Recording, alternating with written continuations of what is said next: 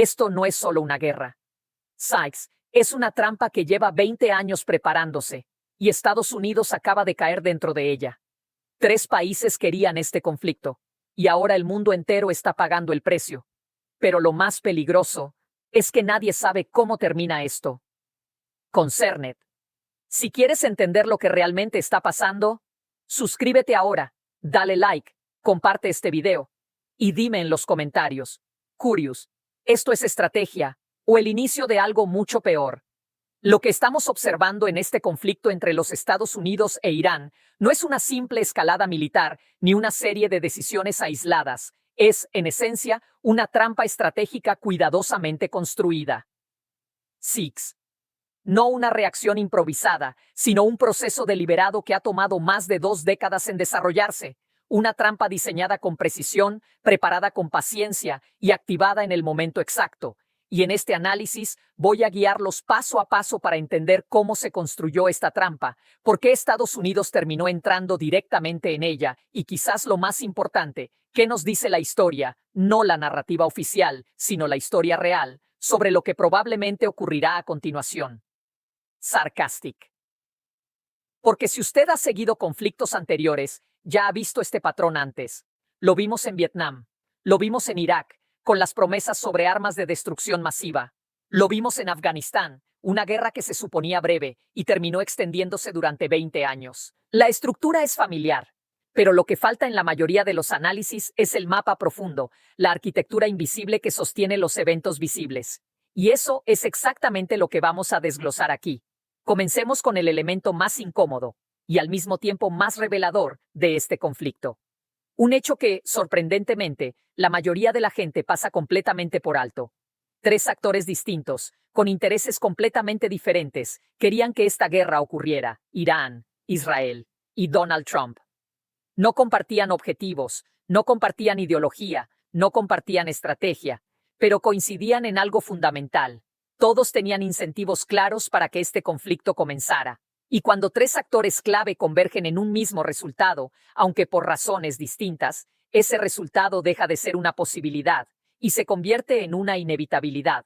Ahora bien, comencemos con Irán, porque es el caso más difícil de aceptar y el que más contradice la narrativa dominante. Durante 45 años, Irán ha estado bajo sanciones económicas sostenidas por Estados Unidos, 4 décadas y media de presión constante. Para principios de 2026, esa presión había llevado al sistema a un punto de quiebre, y en enero de ese mismo año ocurrió algo que raramente se discute en profundidad.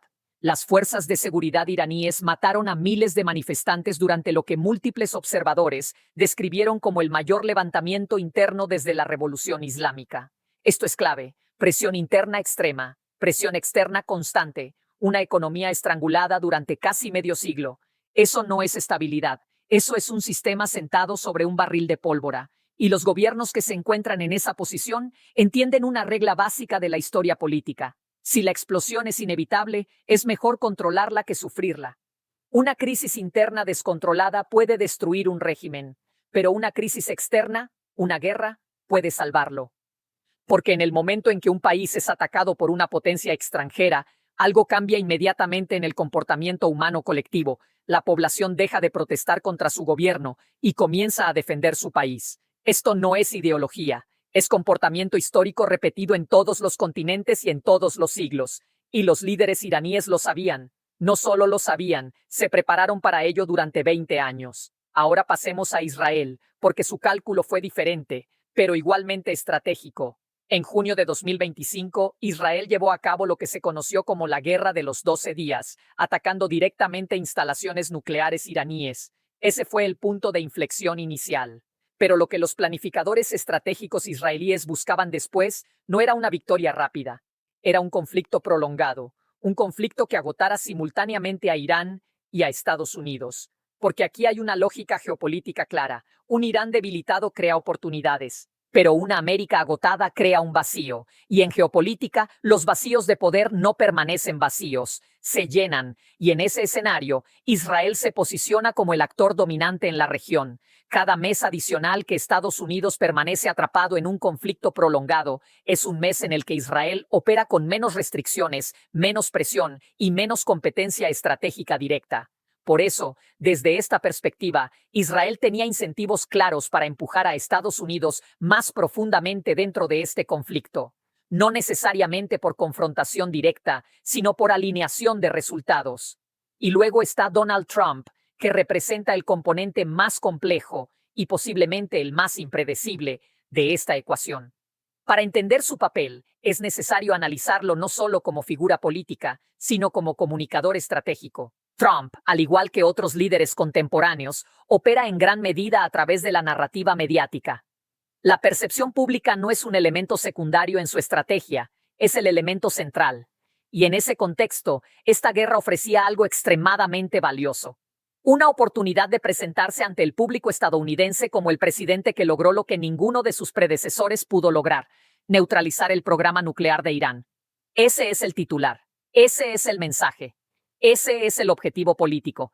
Pero aquí es donde la situación se vuelve estructuralmente peligrosa, porque incluso un resultado negativo puede ser utilizado políticamente. Una guerra exitosa fortalece su posición, pero una guerra fallida también puede ser utilizada para justificar medidas extraordinarias: expansión del poder ejecutivo, declaraciones de emergencia, reconfiguración institucional. En otras palabras, en este escenario, no existe un incentivo claro para retroceder, porque cualquier resultado puede ser convertido en una narrativa útil. Y cuando llegamos a este punto, cuando Irán busca cohesión interna, Israel busca un reequilibrio regional y Trump busca capital político, entendemos algo fundamental. No estamos viendo una serie de errores, estamos viendo la convergencia de incentivos, y cuando múltiples actores poderosos convergen hacia el mismo resultado, la pregunta deja de ser ¿por qué ocurrió? Y pasa a ser ¿cómo podría no haber ocurrido? Ahora pasemos al elemento que convierte este conflicto en algo mucho más grande que una guerra regional: Sirius. El punto geográfico que por sí solo puede redefinir la economía global en cuestión de días. El estrecho de Hormuz. A primera vista, es solo una franja de agua, apenas 33 kilómetros en su punto más estrecho. Pero en términos estratégicos, es probablemente el punto de estrangulamiento más importante del planeta. Y lo más importante, Irán controla su orilla norte. Para entender la magnitud de esto, hay que mirar los números, no las opiniones. Surprised. En 2024, aproximadamente 20 millones de barriles de petróleo pasaban por este estrecho cada día. Eso representa cerca del 20% de todo el petróleo consumido en el mundo. 1 de cada 5 barriles. Pero eso no es todo. A esto hay que añadir aproximadamente el 25% del comercio marítimo global de petróleo. Pause. Y alrededor del 20% del gas natural licuado del planeta. Cuando se suman estas cifras, se vuelve evidente que el estrecho de Hormuz no es simplemente una ruta comercial, es un interruptor que puede afectar simultáneamente a Asia, Europa y América. Y cuando ese interruptor se cierra, aunque sea parcialmente, el impacto no es gradual, es inmediato. Para poner esto en perspectiva histórica, consideremos el embargo petrolero árabe de los años 70. En ese momento, el mercado global perdió aproximadamente 4 millones de barriles diarios, lo que representaba cerca del 7% del consumo mundial. El resultado: crisis energética, inflación descontrolada, recesión económica y escenas que quedaron grabadas en la memoria colectiva. Largas filas en estaciones de servicio, racionamiento, incertidumbre generalizada. Ahora comparemos eso con el escenario actual. El cierre del estrecho de Hormuz no implica una reducción del 7%. Implica la posibilidad de eliminar hasta 5 veces ese volumen del mercado global. No es una crisis, es una disrupción sistémica. Y aquí es donde entra la estrategia iraní, que no se basa únicamente en fuerza militar directa, sino en el uso inteligente de vulnerabilidades estructurales. Irán no necesita una flota naval superior. No necesita un bloqueo tradicional. Solo necesita elevar el riesgo, porque en el sistema global actual, el comercio no se detiene únicamente por ataques directos, se detiene cuando las aseguradoras dejan de cubrir el riesgo. Y eso es exactamente lo que ocurrió: un número limitado de ataques con drones, algunos incidentes con petroleros, un entorno de seguridad deteriorándose rápidamente, y el resultado fue que compañías navieras comenzaron a detener sus operaciones por decisión propia. Reuters informó que cientos de buques quedaron detenidos o anclados en el Golfo y sus alrededores. Aproximadamente 20.000 marineros quedaron varados, no porque Irán hubiera cerrado físicamente el estrecho, sino porque había hecho que cruzarlo fuera demasiado arriesgado. Este es un punto crítico. Irán no bloqueó el estrecho de Hormuz con fuerza militar, lo bloqueó con percepción de riesgo, y en el mundo moderno, la percepción de riesgo es tan poderosa como la fuerza real, porque sin seguro no hay tránsito, y sin tránsito no hay flujo de energía, y sin flujo de energía, la economía global comienza a tambalearse. Frente a esta situación, Estados Unidos intentó organizar una respuesta internacional. Se propuso la creación de una coalición naval para garantizar la seguridad del estrecho. Se invitó a países clave: China, Japón, Corea del Sur, Francia, Reino Unido. Sobre el papel parecía una respuesta lógica, pero la reacción internacional fue reveladora. Alemania respondió de forma clara y directa: mientras esta guerra continúe, no participará en ninguna operación militar para mantener abierto el estrecho. Grecia dijo no. El Reino Unido, a través de su primer ministro, dejó una posición igualmente clara: no se dejarán arrastrar a una guerra más amplia. Y, en términos prácticos, eso significó que nadie acudió. Estados Unidos se encontró solo en un intento de proteger una arteria energética global, y eso nos lleva a la siguiente capa del problema: las soluciones disponibles. La Agencia Internacional de Energía liberó 400 millones de barriles de reservas de emergencia. A primera vista, parece una cantidad significativa, pero en términos reales, eso cubre aproximadamente 20 días del flujo normal del estrecho de Hormuz, o apenas 4 días del consumo global total. Estados Unidos, por su parte, contaba con aproximadamente 415 millones de barriles en su reserva estratégica antes de la guerra. Sin embargo, hay limitaciones físicas. La tasa máxima de extracción es de aproximadamente 4.4 millones de barriles por día. Y aun con una orden presidencial inmediata, el petróleo tarda alrededor de 13 días en llegar efectivamente al mercado. Esto no es una solución inmediata, es un retraso temporal. Y en medio de esta presión, Washington comenzó a buscar alternativas. Se relajaron sanciones sobre Venezuela para permitir compras de petróleo. Irak aumentó exportaciones a través de Turquía. Arabia Saudita redirigió parte de su crudo a través del Mar Rojo. Pero todas estas medidas comparten una característica: no resuelven el problema, solo lo amortiguan. Son, en términos médicos, torniquetes. Y hay otro elemento que amplía aún más el alcance de esta crisis. El estrecho de Hormuz no solo transporta petróleo, también es una ruta clave para el gas natural licuado, que a su vez es fundamental para la producción de fertilizantes a base de nitrógeno. Y esos fertilizantes sostienen la producción agrícola global. Más del 40% de la ingesta calórica mundial depende indirectamente de estos procesos. Esto significa que lo que comienza como una crisis energética puede transformarse rápidamente en una crisis alimentaria.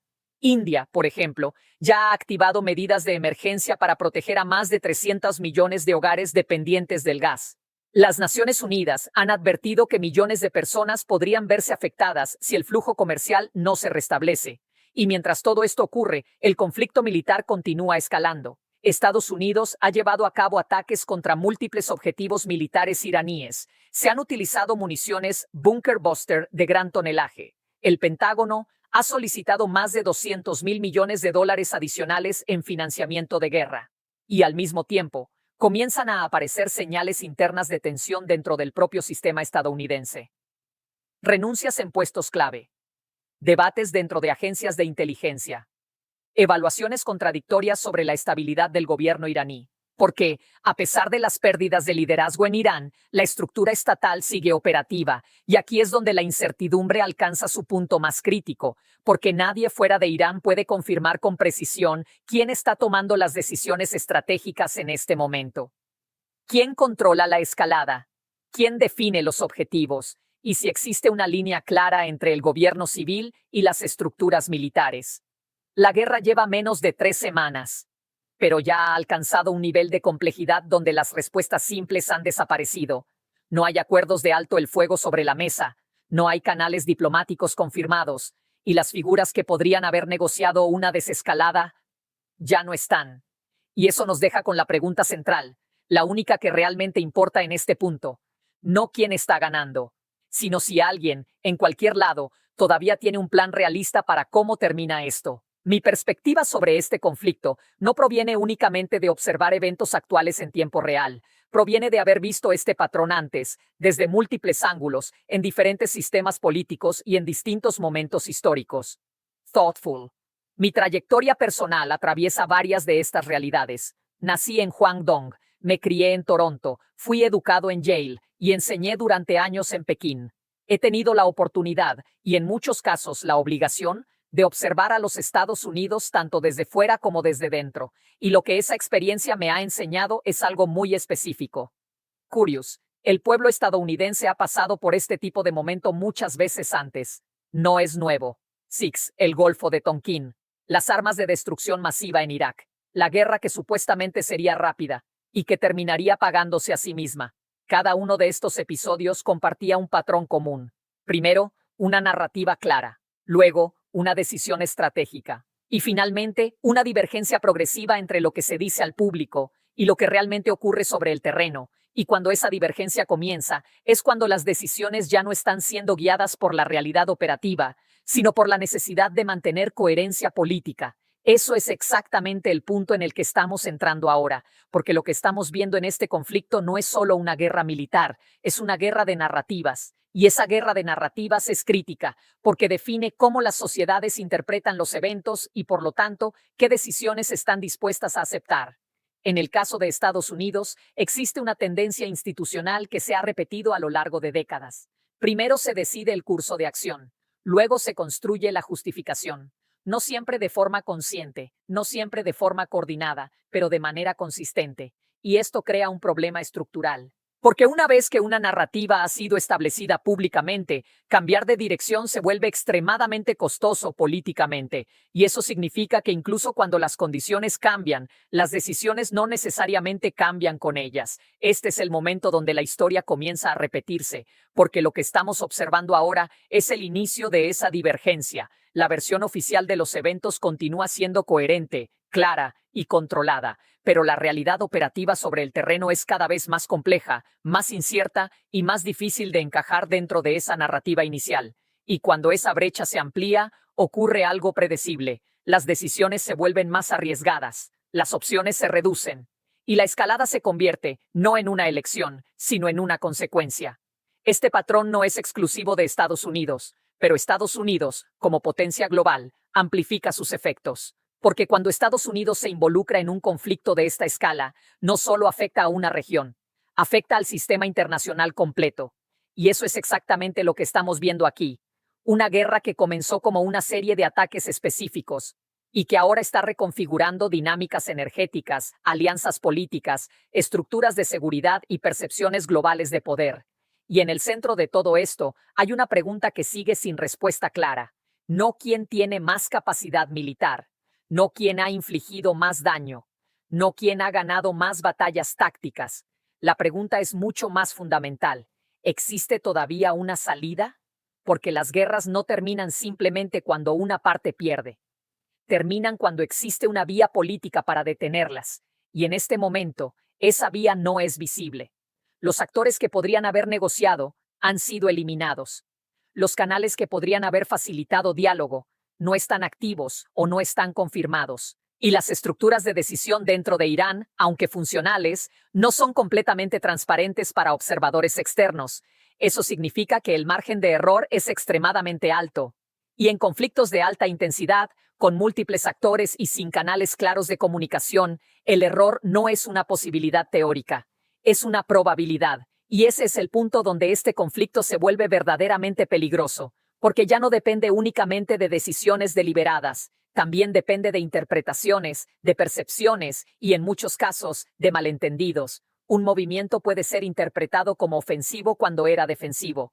Una señal puede ser mal leída, una respuesta puede ser desproporcionada. Y en ese entorno, la escalada puede ocurrir sin intención directa. Ese es el riesgo real. No una guerra planificada hasta su conclusión, sino una guerra que continúa porque nadie puede detenerla sin pagar un costo político o estratégico demasiado alto. Y mientras tanto, la narrativa pública sigue evolucionando, se ajusta, se adapta, se refuerza. Pero la realidad sobre el terreno sigue avanzando a su propio ritmo. Y esa desconexión es la señal más clara de que estamos entrando en una fase crítica del conflicto. Porque cuando las narrativas y la realidad dejan de alinearse, la historia nos muestra que lo que viene después rara vez es estabilidad, es incertidumbre, es volatilidad, y en muchos casos es escalada. Y por eso, la pregunta final que queda sobre la mesa no es simplemente analítica, es profundamente estratégica, no es quién está ganando. Es si alguien, en cualquier nivel de autoridad, en Washington, en Teherán o en cualquier otra capital involucrada, tiene un plan claro, coherente y realista para cómo termina esto.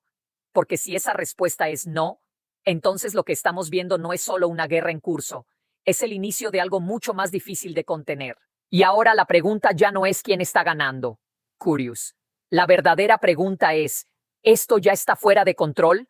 Porque si nadie puede detener esta escalada, entonces no estamos viendo una guerra, estamos viendo el inicio de algo mucho más grande. Sykes, quiero saber lo que tú piensas, pero de verdad no superficialmente. ¿Crees que Estados Unidos cayó en una trampa o tomó una decisión calculada? ¿Irán está reaccionando o ejecutando un plan que llevaba años preparado? Y lo más importante, ¿esto termina aquí? ¿O esto apenas está comenzando? Escribe tu respuesta abajo.